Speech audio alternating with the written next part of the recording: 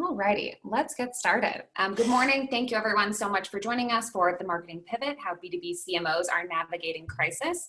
On behalf of all of us at the Executives Club, we're thrilled to have you here. And we'd also like to thank our sponsors of the Marketing Communications and Sales Forum, Kemper Lesnick and Accenture. I'm going to hand it over to Amy Littleton, who is a Managing Director at Kemper Lesnick and one of our forum co-chairs from the Marketing Forum, to kick things off today and give us an introduction. Over to you, Amy. Thank you, Megan. Hi, everyone. As Megan said, I'm Amy Littleton. I am the Executive Vice President and Managing Director at Kemper Lesnick, an agency delivering powerful results through public relations, content marketing, and brand activation strategies, and co-chair of the Executives Club Marketing and Communications and Sales Forum, along with Accenture. I'm excited to welcome you for this discussion today on the unique challenges met by B2B companies this year and how leading CMOs in the Chicago market are navigating these unprecedented times. I'm thrilled today to feature today's moderator, Diane Primo, CEO of Purpose Brand, a public relations, branding, and digital marketing firm with a focus on impact marketing that stems from the belief that brands must be relevant, purpose-driven, and committed to consumers. She will be leading a discussion with Suzanne Jacob, Chief Marketing Officer at DHR International, a global executive search firm, Debbie Murphy, Chief Marketing Officer at Gibraltar, a provider of products and services to the high-growth renewable energy, growing and processing, and home improvement markets, and Jim Stadler, Chief Marketing Officer at First Midwest Bank, the third largest independent bank headquartered in Illinois. Each of these speakers brings a wealth of knowledge and experience today, and I would like to thank them for being here with us. Before we get started, I'm going to show you a few ways to interact with the panelists throughout this event. There are a number of ways to ask questions and chat with the fellow attendees during the session. Here's how you can do this. We encourage you to use the chat feature throughout the discussion to share thoughts with your fellow participants. We'll have time for audience questions at the end of our meeting. Use the Q&A feature if you'd like to ask one of the panelists a question. You can also use the raise your hand feature if you'd like to ask a question to the speakers. If you use this option, we can bring you on briefly to ask the question in person. Thanks again to all of you for joining us today, and thank you to our panelists for taking time out of your morning to share your insights with us. I'm going to turn it over to our wonderful moderator, Diane Primo, to kick off the discussion. Thank you. Thank you, Amy. Good morning, everyone. I hope you're enjoying your morning so far, and hopefully you've had a chance to have a nice cup of coffee or tea or whatever you drink in the morning. I am so excited to introduce to you this wonderful panel. So I think I would like to start with just a set of introductions, and I'm going to start with you, Deb. Maybe you could tell us a little bit about not too much, but a little bit about the firm you're in and your background, please. Yeah, sure. So Debbie Murphy, and I am CMO with Gibraltar. Gibraltar is a billion-dollar business, products and services in the home improvement, agriculture, and agri-processing equipment and services business, as well as renewable energy. I have a 30-year career in marketing, serving in technology companies, as well as industrial companies, both products and services. So pleased to be here this morning. Wonderful, wonderful. Jim, why don't we go to you? Sure, Jim Stadler, Chief Marketing Communications Officer with First Midwest Bank. First Midwest is a regional bank. We have locations in Wisconsin, Illinois, Indiana, and Iowa. We are considered an essential business, so this will be a fun conversation to have today. And responsible for marketing, corporate communications, client experience, and CRM. Good to be here. Wonderful. Thank you, Jim. Let's move on to Suzanne. Are you on? I'm here. Awesome. Awesome. So hi, I'm Suzanne Jacob. I'm the Chief Marketing Officer at DHR International. I also represent two sub-brands, Jobplex and Elevate Partners. And we are a family-owned professional services firm focusing on executive recruiting and talent advisory. So we have about 165 partners around the world in North America, Latin America, Europe, Asia, and the Middle East. And so I represent about 20 practice areas for them. Personally, I've been in professional services marketing for about the last 25 years, starting off in a family-owned business, and that's been really my focus over the last 25 years. Wonderful. Okay, we're going to have lots of fun, so let's get started. All right, Jim, I think I'm going to start with you, actually. Okay, great. Essential business. We all love hearing about essential businesses. So during the pandemic and the George Floyd and BLM movement, crisis management panels have been all over the place. You probably have seen 50 of them, right? But this really is the mother of all crises. I mean, this has been a really incredible moment. We have looked at crisis management, resiliency planning, risk communication, emergency prep, everything done all in one and for the first time. Resiliency has never been more important to us. Could you back up a little bit and just describe for me your marketing organization's role in planning? Give us some real tangible insights into how you as an essential services really stage this and some of the speed bumps. And then lastly, and everybody can play into this, please. What takeaways do you have for other CMOs? Yeah. Start at the beginning for us and then just walk through it. Thank you. So let me give you some context, and I'll talk about the role of we played from a marketing perspective, and then I'll talk about some tangible insights and takeaways. So obviously COVID, the economic uncertainty, the civil unrest, I mean, this has been a crazy time for especially essential businesses. And so there was a lot of challenges. Just some context around those challenges. Obviously managing employee safety and health and the well-being as we developed a plan of running an essential business right out of the gate because we weren't expecting this to happen. Creating operational redundancy. We have loan and deposit operations across all of our lines of business, and we needed to make sure that those were up and running and weren't impacted by the COVID-19 virus, and making sure that we could operate the bank as an essential business. Client support. We forget, we loan money and we provide services, and as the economy gets hit, we had to come up with programs quickly for loan and fee deferments, PPA, which we managed with the SBA, and just managing our clients' portfolio because everybody was anxious. And then finally, community support. How do we communicate to our communities that we're safe and the businesses, even though we're essential, you can come in and do your banking. So a lot of challenges that we had to overcome. The role we played, pretty quick. Employees, we were the core hub for corporate communications with all company communications, regular town hall meetings, executive videos, email updates. We created a portal for COVID-19 and related information. On the client side, with all the client deferrals and the SBA PPP program, we ran everything through our Salesforce Marketing Cloud, which allowed us to track our progress against those clients and also remain compliant as we went through this process. Just for context, we normally process 100 SBA loans a year. We actually processed over 6,700 loans in 2 months for a total of $1.2 billion. So it was a major undertaking. We built an entirely new system to actually process those loans. From a community perspective, we wanted to make sure that we are communicating our support around, the actions that we are going to do around the communities and how we were going to handle, the social and equity unrest. And then finally, and everybody went through this, advertising messaging.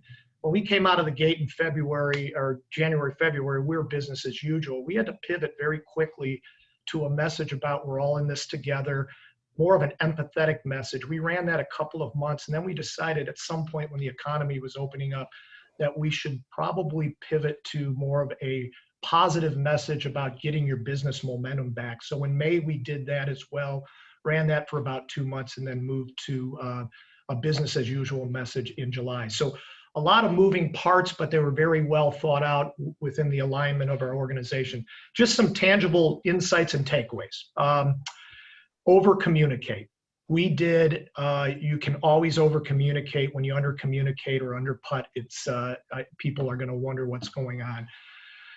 Talk to your employees and your clients. We surveyed our employees and our clients ad nauseum to find out what their challenges were so we could react. So make sure you're talking to them and understand what the challenges are. On the implementation front, we actually learned a lot about implementing an agile process. We had 7 a.m. meetings every day, and this was Saturday and Sunday as well. We laid out daily tasks, we executed on those daily tasks, and then we optimized at the end of the day. So the funny thing is, we started building all these new processes. The Agile process allows us to improve them on a daily, weekly, monthly basis. And at the end of the day, we learned a lot about what our company can do. And then finally, it's interesting, people step up. And it was amazing, and I think everybody probably felt this way. It was amazing at how our employees stepped up and delivered under all of these circumstances in terms of what we asked for. We became faster, we became more efficient, we became smarter. So those are some of the tangible insights we got out of it. And I think our operating model moving forward has drastically changed based on this, uncertain times and everything that had happened to us. So. Wow, that's amazing. I heard, operations, client review, communications overhaul, everything that you normally do, you did in a matter of seconds, in a very short period of time. That's who would like to add to that conversation? Deb or Suzanne, would you like to build on what Jim just said in terms of your takeaways? I think just to maybe build on the whole over communicate and being in touch with clients and employees, I think we really saw the crisis as a moment to get out of our box, right? And test and experiment with new things. And I think surprisingly, a lot of those things worked. And so they become part of our new processes going forward. Definitely the Agile processes, we were doing the same thing: morning meetings, afternoon meetings, evening meetings, to-do lists every day, and just working through those punch lists. And I think that becomes our new way of working going forward, which is really exciting. It's not a yearly plan anymore. It's like, what do the next 3 months look like? What does the next 30 days look like? Yeah. Deb, would you like to add to that? No, I mean, I think the other panelists covered it very well. Okay. One more question for you, Jim. Yeah. Everybody has from marketing standpoint, you get a sense over time in terms of what your role is and how you fit in the company. Did you feel that role changed in any way as a result of this? Were you more involved? Were you more in a leadership position? Were you more hands-on? Just tell me a little bit about that, your own role redefinition. Yeah. I think there's a couple of things to take out of that question. We were migrating towards more of a data decision-based model for our marketing organization, changing the culture of how we operate. What I think happened in the case of COVID and this uncertain economic times, that model that we were migrating towards accelerated, and we were able to have much more of an impact on how we handled and managed the COVID situation. So what I would say is we got from point A to B quicker. And I think as we come out of this, we're going to be a much better marketing organization. And again, it got us to where we wanted to go quicker. And so, yes, I think we had a much bigger role in the organization based on how we managed our tech stack and how we use data to drive the decisioning on a day-to-day basis. Okay, cool. All right, I'm going to switch over to Deb for a second. Okay. A contributor to the Harvard Business School review said this about a crisis: leaders need to separate the wheat from the chaff. They have to ruthlessly prioritize and erase with their time and energy to focus on a few of the imperative agendas. Big statement, right? First, did you ruthlessly prioritize? That's kind of an interesting, and if so, what were your priorities? Second, how did your leadership narrative change? I actually believe in situations, leadership narratives do change, and how did yours change? And then just sort of what else changed, and leave us with some advice at the end, but, just help us think about prioritization. Yeah. It's a great question. And, I think, listen, Gibraltar and all of us, didn't have a playbook for such an unimaginable crisis and set of crises that continued throughout the year. And we had to, I think, really double down and focus. And Gibraltar is a people first company. So we turned immediately to our employees. We made a bold commitment not to have layoffs. or furlough employees. We instituted new COVID sick policy leaves. We held weekly town halls. Our CEO got in an RV and drove to all of our sites and held town halls actually in our manufacturing sites around the country. So as you can imagine, I mean, the level of internal communications, leadership support, and the level of transparency that, you know, that was really heightened during this time. I mean, we really wanted to open that dialogue, take care of our employees. When you think about the personal impact and the fear that employees were facing, all of us were facing, we wanted to provide some consistency, secure jobs, and really create that strength with our employees first. We didn't do content development for new campaigns. We didn't do as well, I think, with client communications as we could have. We really focused internally. And that paid off for us. I think in turn, we got back to work in Q2. We posted nearly 9% growth in revenue and 15% growth in earnings per share. So our employees did get back to work. But Diane, I think there is an important message in that HBR contributors thoughts, which is, you know, you really do have to focus on what you know, if you're client centric, if you're employee centric, if you're product centric. I mean, you really do, in times of crises more than any other time, you really do need to focus. And we didn't do everything well. Well, interesting. That's wonderful, but it worked. You know, you focused on the inside, and Yep. that side really took care of the outside. It sounds like, where you actually were able to drive growth. Does anybody want to build on that? That was really fascinating. I would just add, companies are interesting. I mean, companies struggle to prioritize. I don't care what company you're in, especially when things are going well and you think you can do everything, you tend to not prioritize. It's interesting when something like this happens and the requirement to prioritize and do what is essential for the business becomes, you know, the focus, and everything else is ancillary. And it's amazing how companies can rally around that. And so I just think hopefully it's a lesson that we all learn in our own organizations, whether we're marketers or in finance or commercial banking, that, you know, you can prioritize and you can focus. Sometimes it's difficult, but I think when all is said and done, that's probably the hardest thing a company can do. And I think this environment allowed us to really become laser focused, all of us. And so something that we hopefully can carry on into the future.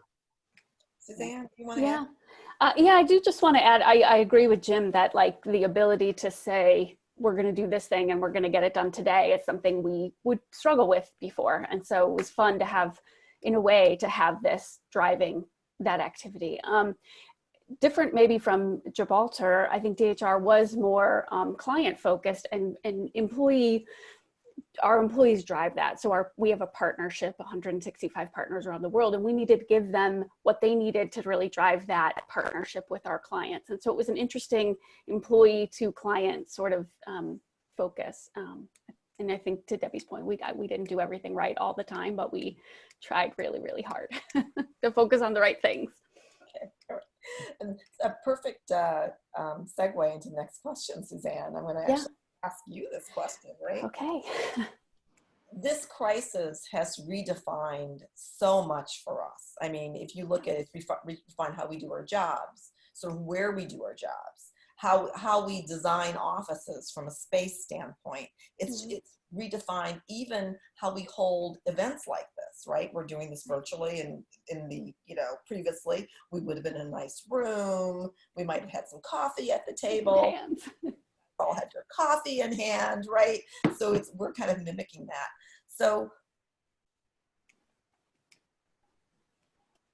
marketing world, what else is being redefined? I'm going to ask a little bit from each of you on that, but what do you see as really being redefined here that we're kind of starting to get into some new ground? Yeah, so I think for a long time, it's been a focus of mine in professional services around, authenticity, bringing yourself to work and generosity. And so obviously in a firm like DHR, where we're working with, C-level executives, CEOs and CHROs and boards of directors to really find their next leaders, that's super important. I think what we saw in this crisis was a deepening of those relationships. We were invited, just like you are today, into people's homes and their kids walking in and their dogs barking and all of these things. And so I think from a marketing perspective, that redefining of it's not just, business, but it's all of us together, and that deepening of trust and authenticity. There's also like a new pressure to prove it. I think it used to be you could say that and you could do it. And now it's like, okay, well, show me what your actions are that prove you care about Black Lives Matter or what's going on with civil injustice or, anything across the board. Do you really care about your customers? And so that trust and authenticity now is sort of that baseline. We've really focused on generosity. And I think those are things in marketing we cared about, but they became very front and center. And I hope that stays. I think also, and maybe this ties into the last question, being able to adapt services really quickly.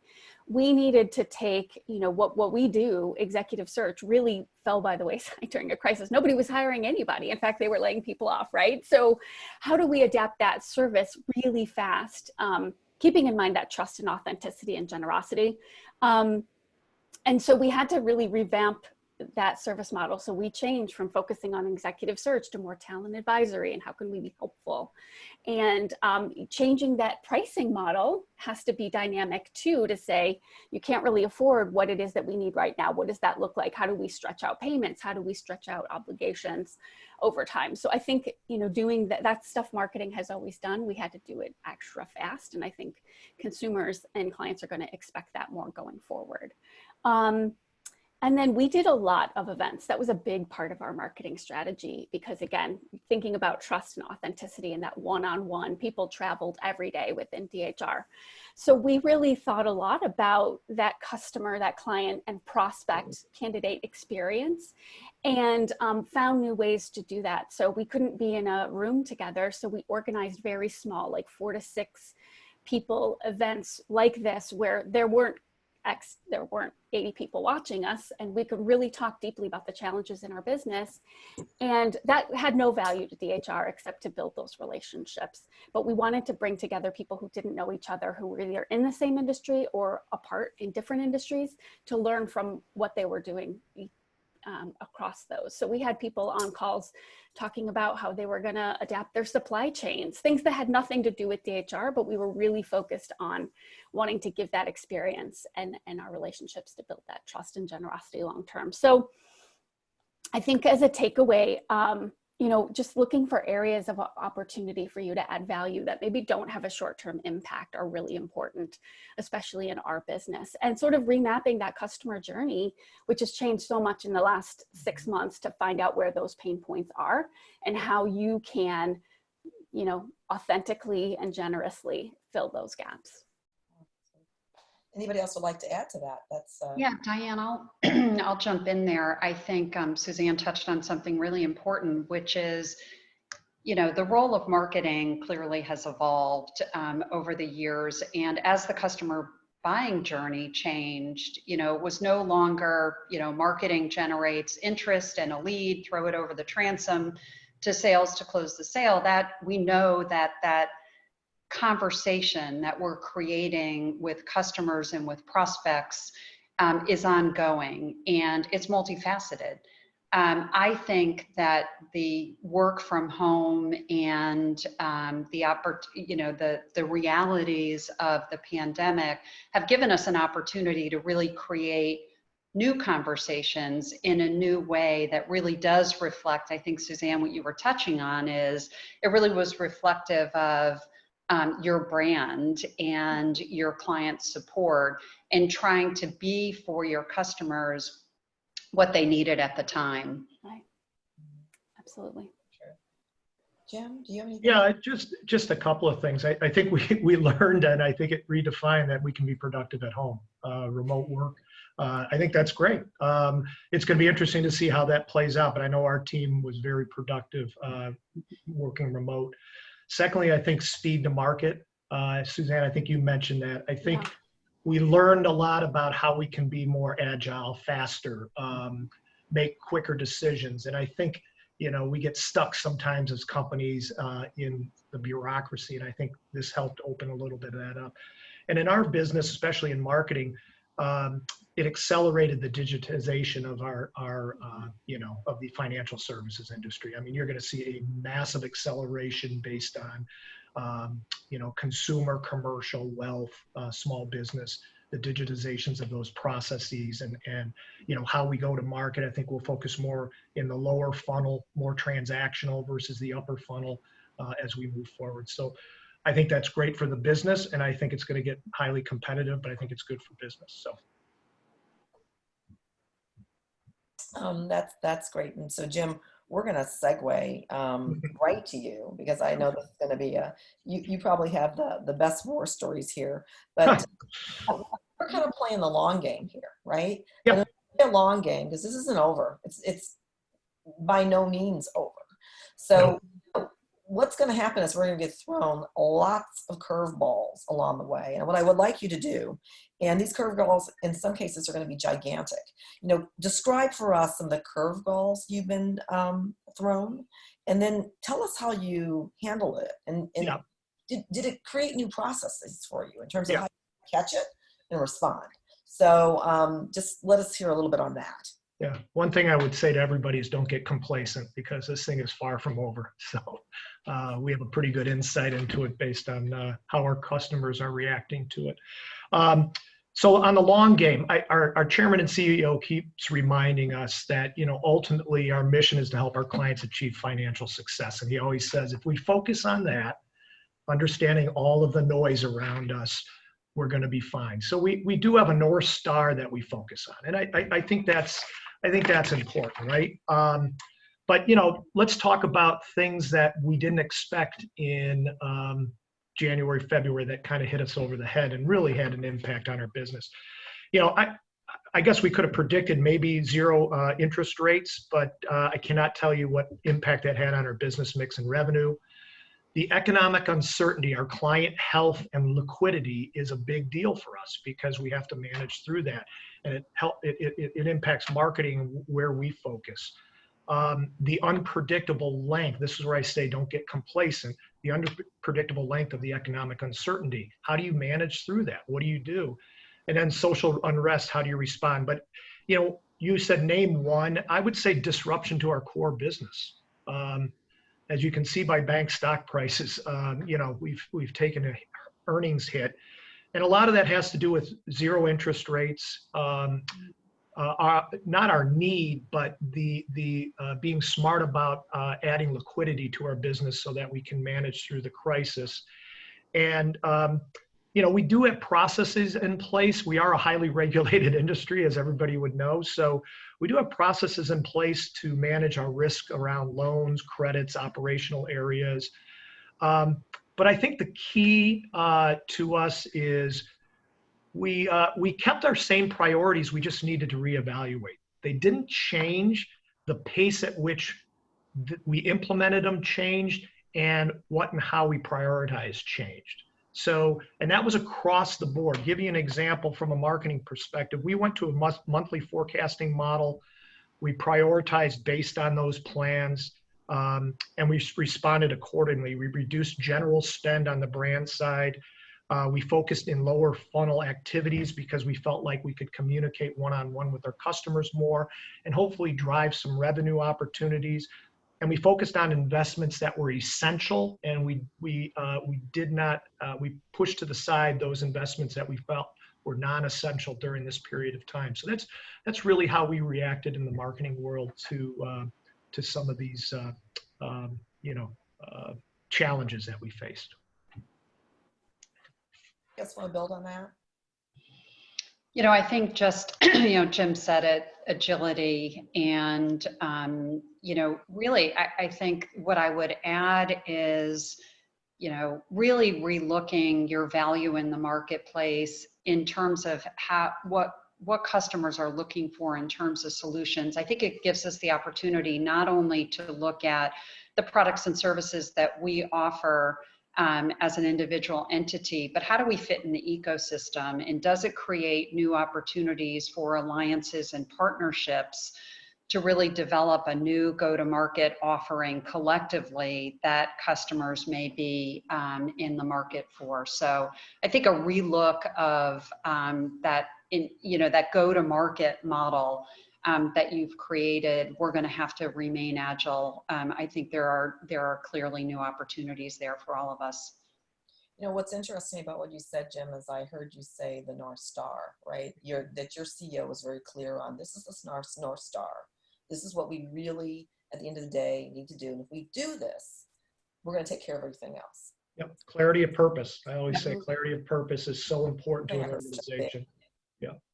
And that was, just if I can build on that, that was really our guiding light too. Our mission is really driving partnerships between clients and potential talent for them. And so that allows us to pivot our services to whatever those partners need in that moment, right? And to Debbie's point, we develop partnerships with people to develop content and all sorts of things that our clients and candidates needed during that time. So the mission becomes the guiding light when everything kind of falls apart around you.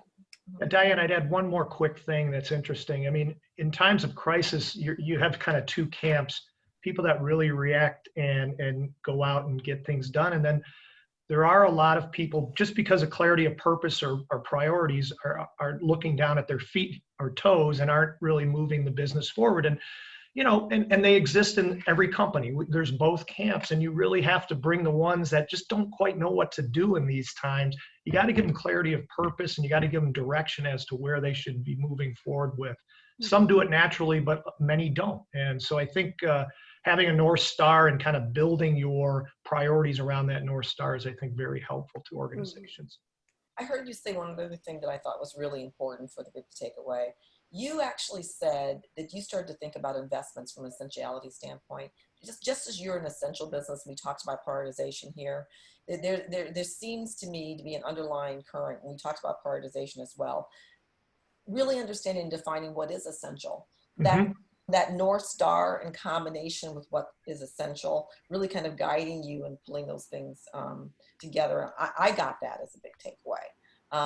So just playing into what you guys are saying, I thought that was really a very insightful and thoughtful point on the part of the group. I'm going to move on, and I'm going to hit Deb this time. Any breakthrough strategies that others can learn from? Things that far exceeded your expectations? Or were there any like, oh my gosh, I had no idea, this is a huge win. This is something Diane, I'm going to pick up on the conversation we were just having. I mean, deliver on your vision and values every day. I mean, Gibraltar is a people-first company, and we evolved with our employees. We were agile. Our employees showed, I think, Jim, you mentioned it, incredible resiliency and tenacity. And we got back to work.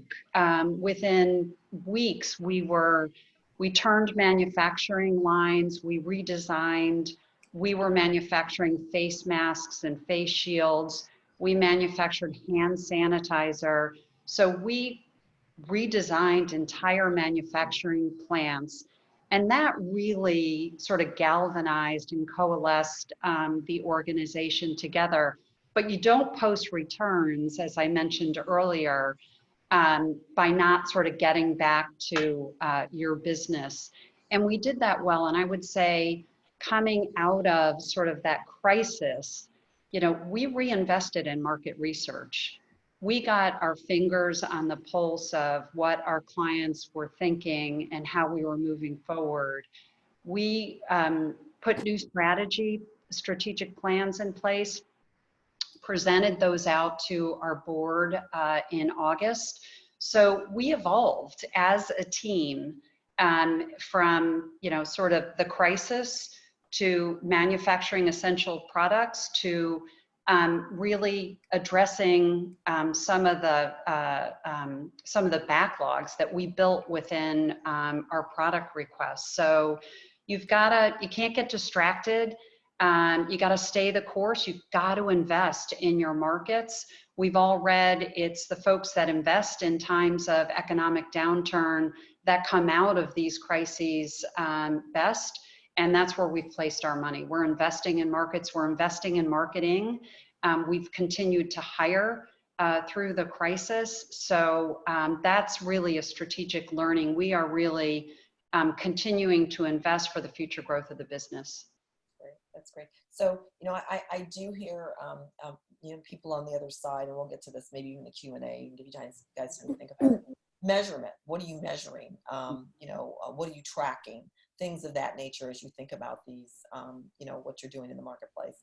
And we can do that, during the Q&A, or we can do that as we go along the way here. But let's kind of stay on this, because I think what I heard Deb said something to me that, quite frankly, was, I think, highly insightful and also remarkable in what her company did in terms of, she maintained a stream of, we focused on our people and the betterment sort of society, where even we kind of did the, produce masks, etc. And there's a lot of literature that says that, when you think about the North Star and you think about purpose, nothing happens without taking care of the inside first. And so they really went sort of for the inside out, and she really viewed that as her breakthrough strategy. That was a real kind of moment that brought them together. Does anybody else have any other breakthrough strategies that they want to put on the table? Okay, let's keep moving, because we have lots to still cover. And I'm going to move to Suzanne and give you probably one of the most controversial and challenging there is, also one of the most important, right? And so we really witnessed just an amazing corporate response after the death of George Floyd, okay? And the subsequent protests around, for racial equity and against racial injustice, okay? What was your strategy during the time? You guys are out there, you're in the mix, talking with a lot of people. And, what reaction did your stakeholders have to your position? Now, we could, having said that, before we go on this, I want to say that we could spend a whole, conference period on this. And matter of fact, I've been in panels and it's turned into just this. Our panel is broad. We'll have to come back and give this the justice it deserves. But I do want to hear from you on this, because it is so very important this time. Sure. Suzanne. Sure. All right. Well, I think during this time, everyone sort of stopped and said, what have we been doing and what should we be doing, right? And DHR was no different. I think we thought leading up to that time that we had been doing a pretty good job. We have a diversity practice group, a group of partners solely focused on driving diversity within our clients and providing expertise and guidance and recruiting services around that. And so, we talked about statistics like 95% of our candidate slates are diverse, and 40% of the searches we had done in the last 2 years were filled by diversity candidates. And in this context, it meant racial and gender diversity. And so I think we had been patting ourselves on the back a little bit about that, saying like, we're doing a pretty good job. And then all of a sudden we had to stop and go, but are we, right? And where are those opportunities within the firm that we could be doing more? And so again, we had about, I just want to look down and get the number, 44% of our corporate leadership team is diverse, again, ethnic and gender diversity. But we saw a gap of, within our North American leadership team, we didn't have an African-American executive supporting our strategies and weighing in on decisions on that. So we, elevated somebody who probably should have been in that group to begin with to that role. We really focused in two areas, one around representation and then second around education to start with. So representation is naming one of our consultants to our North American Executive Committee. We also are convening a diversity and inclusion in council internally, across the company. So to give everyone from, admins up to partners a voice in the discussion here to guide our leadership. So we don't believe that we as leaders have all the answers. So how can we be creating an ecosystem where we are having those discussions in a really open way? From an education perspective, I think we're driving additional resources in the company. So we have a focus on diversity within our clients, but what tools do we need to expand or deepen to really drive that within the company? And then for our clients, expanding our offerings around diversity. So again, if we're focused on client and candidate partnership and driving those solutions, what else can we be bringing to the table to ensure that our clients are thinking about diversity and inclusion in all the right ways? So that's how we've done it. And again, I think it comes back to the mission of we solve talent challenges. I think we're very aware, and where we go in the future is around, how do we bring up representation throughout the ranks? So we're working at the executive suite, and but we know through research that it's that first rung of the managerial ladder where people tend to fall off. So what can we be doing as a firm to really foster that movement so that we have more diverse executives moving up the executive ranks? So.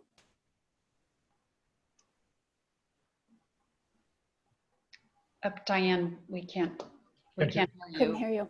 You can't hear me? Oh, There boy. I can hear you. But I'll jump in here. I think Suzanne, clearly you're in such a unique position to really, I think, look deeply at this issue as a company. I think for Gibraltar, our CEO has been on board almost 2 years, very serious about D&I, really sees it as a key element of the success of the firm and the growth. I mean, he believes deeply in diversity of thought and diversity of experience. We have continued to hire, as I said, through this challenge. About half of the folks that we've brought into the business throughout every level are diverse. We've committed about 10,000 man hours in the second half of this year to training on diversity and inclusion, and really, again, getting back to our values and the importance of that in the growth and the success of not only our company, but it's the right thing to do in society.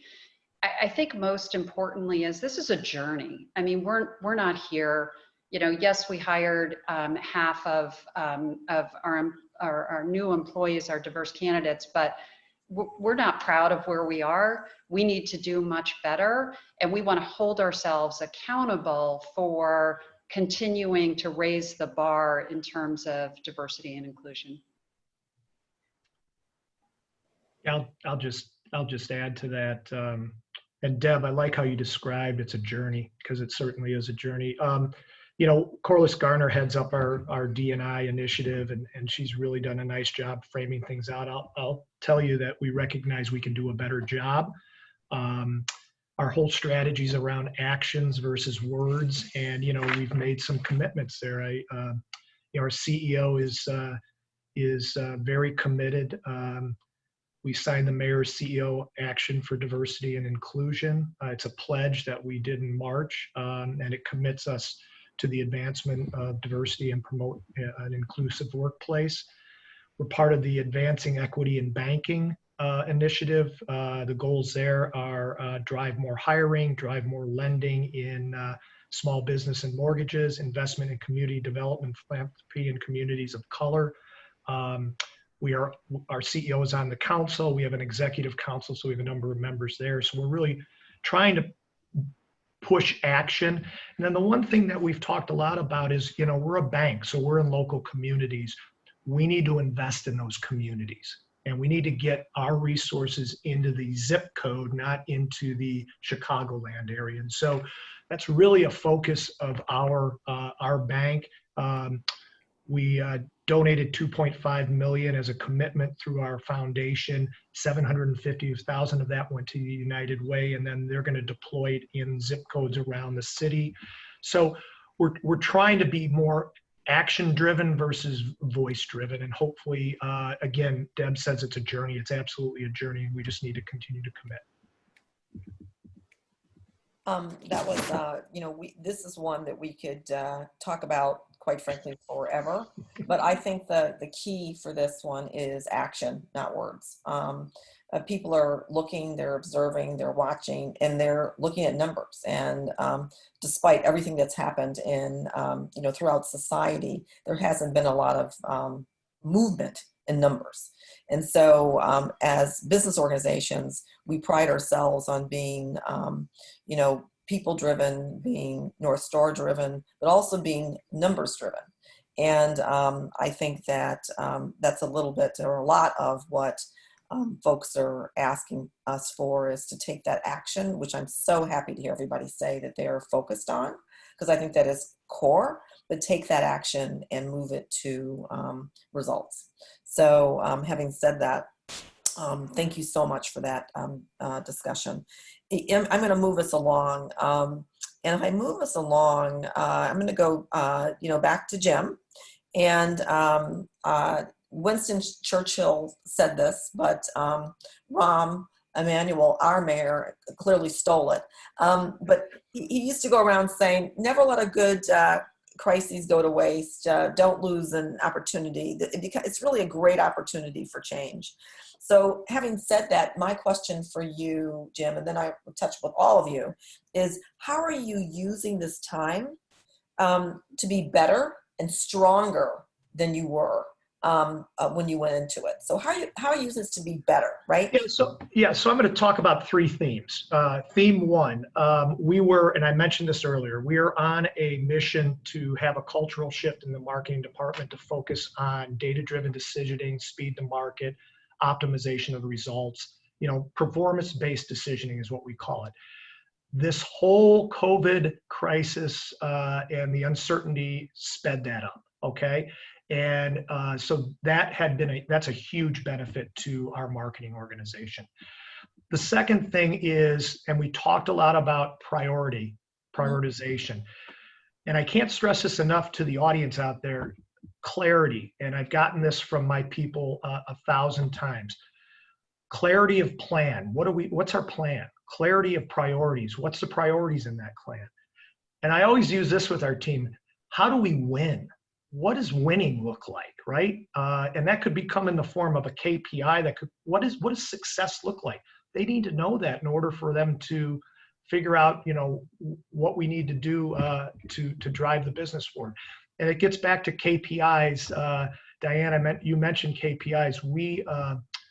We are very focused on core KPIs that drive our business across the landscape, whether they're what I'll call more customer driven, like net promoter score or brand trust score, to very specific things around net new clients, attrition, cross-sell, digital adoption. So our whole organization is focused on KPIs, and I think that provides clarity and that tells people how they win as well. So those are some of the things that I think were accelerated through this, that quite honestly, we were trying to get there, but this has helped us move more quickly. Anybody else want to add to that conversation? I think I'd just like to build on that. And maybe it refers back to the last question. I think that I've been with DHR, it's about a year. And so I was there 6 months before the crisis really hit. And one of the opportunities I had really seen was around our diversity practice and expanding that. And so it was important, but not urgent, I think, for the organization. And maybe for me as I was getting my sea legs under me. And so I think the not letting this crisis go to waste was like, okay, here's my chance to really take forward something that I saw as an opportunity to do it quickly. So I think sometimes there's things we want to do that this becomes the opportunity to really drive that forward. Deb? I think it's sort of heightened the opportunity, I think, as Jim said, to really step back, ensure that, you've got the strategy, you're measuring your strategy, you're taking advantage of, you're not getting complacent, Jim, to go back to your earlier comment, it's continuous improvement. It's remaining agile. And if there's one thing we've learned out of this is you can be, thrown into a crisis overnight. You've got to be focused, prepared, measure, agile, continue to evolve. Really, very interesting. Anything you want to impart around the new normal? Is there anything that you hit on that? I heard you all say that. Anything else you want to add on that? Add to that? I heard, measurement. I heard, sort of the engagement, the involvement, people throughout. But is there anything else you'd like to add around what is this new normal going to look like for marketing people? Well, I would just say, Diane, that, I mentioned earlier just the immense change that marketing has gone through over the last decade plus. And, we were strategic owners of the tenets of our strategy in different ways. And you can hear that from all of us as panelists. And I think it's an opportunity for us to really set the strategic importance of marketing, whether that be marketing communications, whether it be, investor communications, marketing strategy, demand creation, creating those dialogues with customers, being stewards of the customer journey. It really gives us the opportunity to be, at the table, setting the strategy, delivering the strategy, and delivering on the promises of our brand. So really quick, and then I'm going to take questions, right? So I want each of you to give one thing, just one thing that you want to leave the team with. Here's a strategy that I want you to focus on as it relates to sustainable growth. Best thing, really quick though, because we don't go to questions. Jim, let's. Sure. So I always tell my team, stop boiling the ocean. All right. Let's get 80% of the way there. Move forward, learn, optimize, and go. But stop boiling the ocean. If you try to boil the ocean, you're never going to get a decision made. You're never going to move the business forward. Okay, Mr. Essentiality. Suzanne. I think our big takeaway from this time has been to perfect is the enemy of good. So let's really use this opportunity to say, and maybe it's back to Jim's 80%, let's get something out there and test it and see how it performs, and then refine it as we go. So back to that agile approach. Deb? Something we didn't touch on today a lot is digital, right? Digital is the #1 priority for all of us as marketers, both on the B2C and the B2B side. But as you implement new digital or enhanced digital strategies, are you breaking new ground? Are you thinking outside the box? Are you doing more than automating old processes? Perfect. Okay. Think about. I am going to move us to questions really quickly. We're going to be wrapping up soon. We talked a little bit about measurement, which is great, and KPIs you guys are focusing on. I'm hearing that. Tell us about how you're tackling your marketing plans in 2021. People want to know, how are you planning? Everybody has planning cycles that we go through, board presentations, planning cycles. What is the 2021 marketing plan process look like? Will you create an annual plan? Is it going to be month by month? Are you creating 6-month plans? What are you doing? How are you dealing with this from a tactical standpoint? Well, I'll jump in here, Diane. I think, for us, it's about creating those conversations with clients, which can't, it evolves certainly as you set KPIs and expectations and measure. You've got to remain agile, but I think you need that plan in the backdrop. So we're in the middle of a marketing transformation. We will absolutely have an annual plan, but we will remain flexible, and we will learn from measurement and evolve that plan as we go forward. Yeah, we're in the midst of, we'll have our first draft of our 2021 plan done by September 15th, and that includes budget. But again, it's a draft, and our final plan will be due November 1st. But we basically get, and the focus this year right now, based on the environment, is how do we drive more revenue and how do we support that initiative with our lines of business. So we're in alignment with our lines of business. I've already talked to all of our leads of lines of business. We incorporate that into our plans, then we build out our plan accordingly, and we forecast off of that. So that's the process we're going through right now. It's very focused, and again, KPIs drive a lot of that. And I separate KPIs, which are key performance indicators, from daily metrics that drive your business. So the metrics that drive your business lead to the KPIs. So we use both as we go through the process.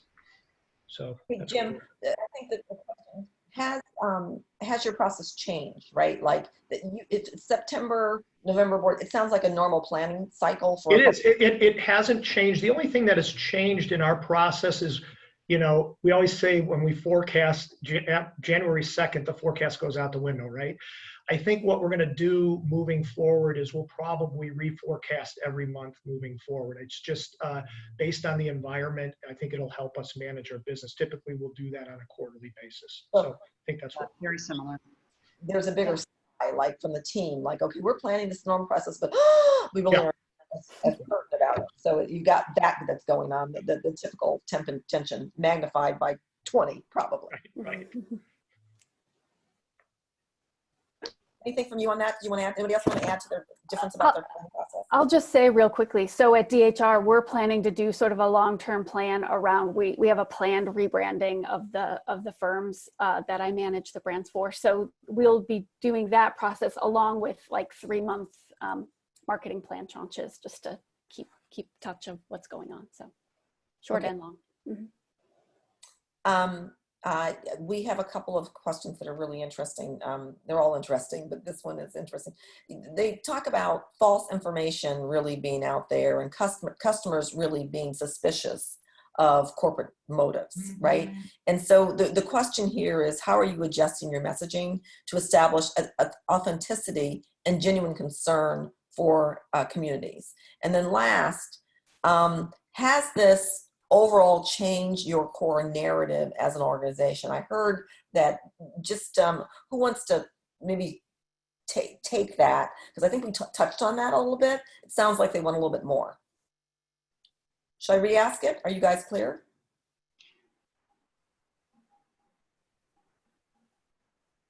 Yeah, I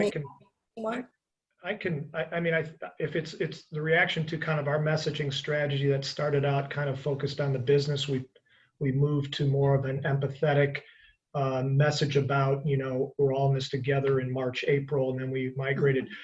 I think at some point, what we wanted to do was get back to a positive message in the marketplace to our clients, the community, and our colleagues about, you know, let's get our momentum back and let's move forward. So that's where our thoughts have been. Again, I get back to actions versus words. You know, we have a lot of programs that we have available to us to help drive benefit in communities that we serve from a banking perspective, and we are doing that. So I would say our focus is less on the advertising message, because we're obviously going to be careful about products and services that we sell to our clients based on their needs as it relates to the economy today versus what it might look like a year from now. And it's more about what we're doing in the communities. So that's how I would answer that. And Diane, I would just add to that, it's about, you know, it's about walking the talk. I mean, it's about delivering. I think trust erodes when, you know, you see a new ad, Jim, or there's a commitment to community and you're not delivering on that, on that commitment. So it's about action, be true to your purpose, and live your purpose. So I'm going to we are at time. I think we should probably draw to a close. So I'll go ahead and do that. Thank you, everyone, for participating today. I'm Renee Borkowski, Managing Director at Accenture and a fellow chair in the Marketing Communications and Sales Forum. And I just want to thank each of you for guiding us and participating in this wonderful discussion. So everyone who's joining us, please give a virtual round of applause to our panelists. We thank you for the insights that you brought. And what I heard today was that the pandemic has really brought new mandatories to marketing.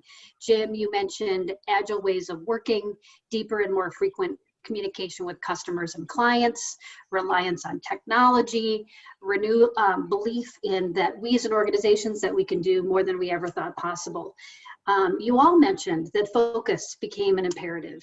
Debbie, you focused on internal employees and corporate health. That was a part of your success, was putting your employees first. Suzanne, you emphasized flexing our adaptability and redefinition muscles, and that trust and authenticity is more important than ever. Our renewed commitment to talent and diversity was a fantastic theme that I'm glad that we saw in questions, and I'm glad that was brought up in our discussion today. Each and all of you are examples of what emerging stronger and crisis tested as leaders look like. So to our forum members, we hope that you found this information helpful to carry you through. And we also want to invite you let me just make sure I have the information. Keep an eye on the Executives Club website for our upcoming virtual programs. In particular, we hope you can join us on September 22nd for the International Business Forums event on Asia's role in global business. And you all can sign up for this at executivesclub.org. So again, thank you. We hope you have a wonderful rest of the day, and we hope to see you soon. Thanks. Thank you. Thanks, Diane. Thanks, Diane. Thank you, Thanks, Diane. everybody.